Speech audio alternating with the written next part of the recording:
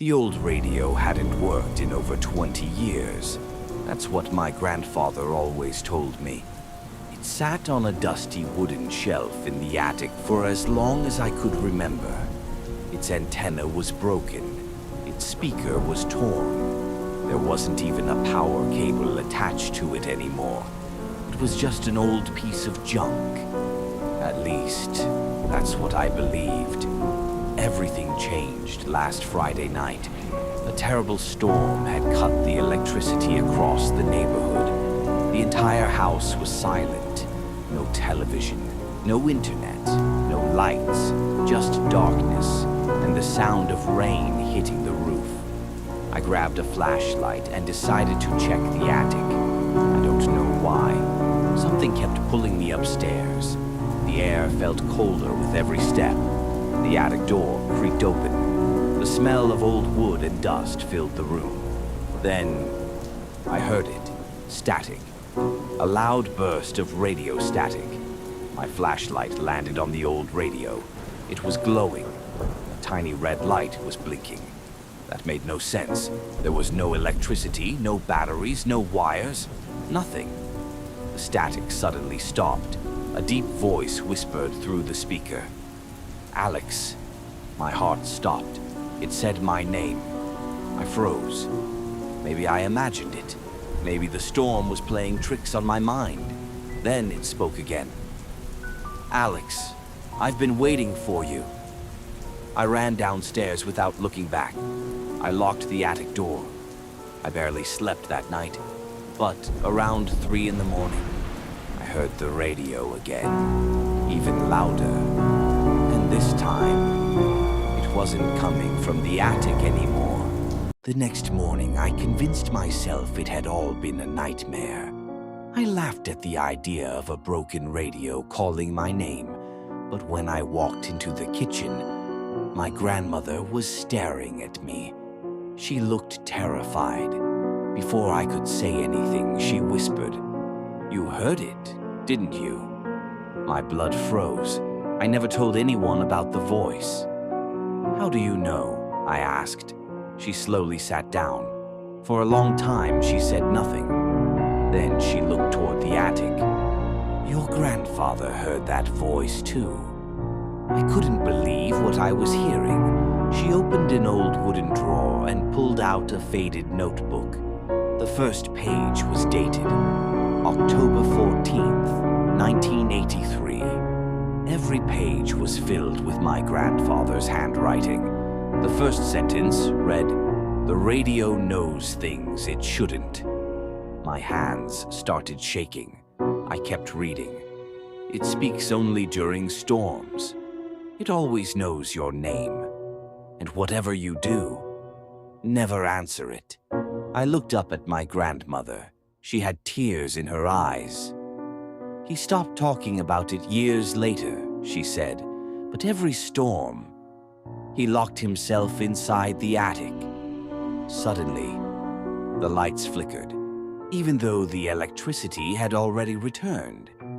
Then, static filled the house again, not from the attic, from somewhere much closer. I slowly looked toward the living room. The old radio was sitting on the table.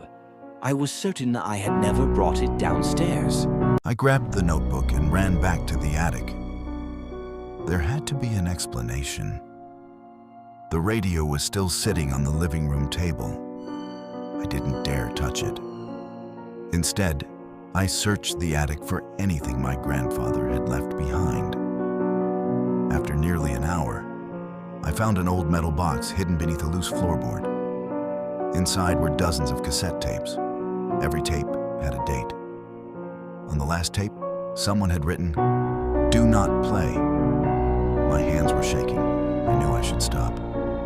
But curiosity always wins. I found my grandfather's old cassette player. It barely worked. The tape started spinning. At first, only static. Then, my grandfather's voice. "If you're listening to this, the radio has found you." I couldn't breathe. He sounded terrified. I made a mistake. I answered the voice. Now it won't leave. The recording suddenly stopped. A loud burst of static exploded through the speaker.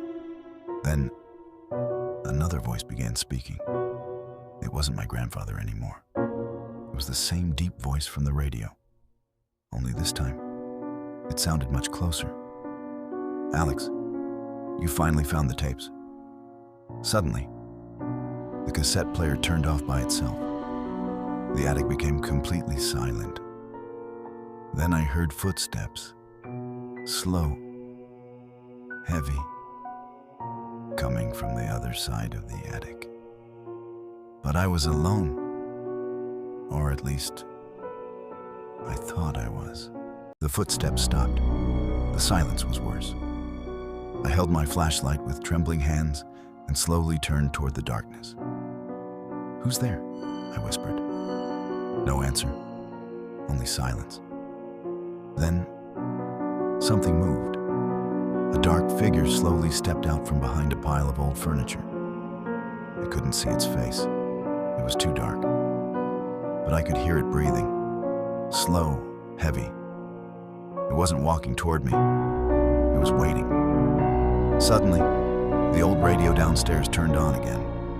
Its voice echoed through the house. "Alex, bring me the last tape." The shadow slowly raised one arm and pointed behind me. I turned around. There, hidden behind another wooden box, was one final cassette. Unlike the others, it had no date, no label, only one sentence written in red ink. "Play me, and you'll know the truth." Every instinct told me to run, but I couldn't. It felt as if something was pulling me toward it. I picked up the cassette. The moment my fingers touched it, the shadow disappeared. The attic became completely silent. I placed the cassette into the player. For a few seconds, nothing happened. Then, a child's voice filled the room. Soft, broken, crying. "Please, don't let him out." The recording suddenly ended.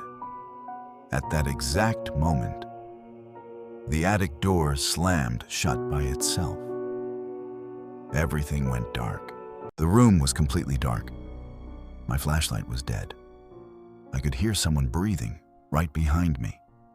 Slowly, I turned around. No one was there.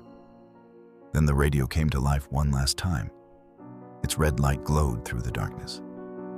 The voice sounded different now, calmer, almost happy. "Thank you, Alex. You finally opened the door." A cold chill ran down my spine. "What door?" I whispered.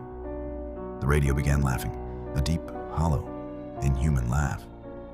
Then I heard a child crying again, "Run! Before he sees you."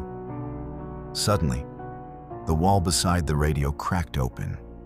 Behind it was a small hidden room. Inside were hundreds of photographs. Every photo showed someone holding the same old radio. Some photos were decades old. Some looked brand new. Then I found one that made my heart stop. It was a picture of me, standing in the attic, taken only seconds ago. But I had never seen a camera. On the back of the photo were 5 words. "You're part of it now." The radio suddenly went silent. The storm outside ended. The lights came back on. The hidden room was gone. The photographs had disappeared. Only the old radio remained. I picked it up. For the first time, it felt warm. As I carried it downstairs, my phone vibrated, a new voice message. Unknown sender. I pressed play. The same voice whispered, "See you in the next house." The message deleted itself, but the radio started glowing again.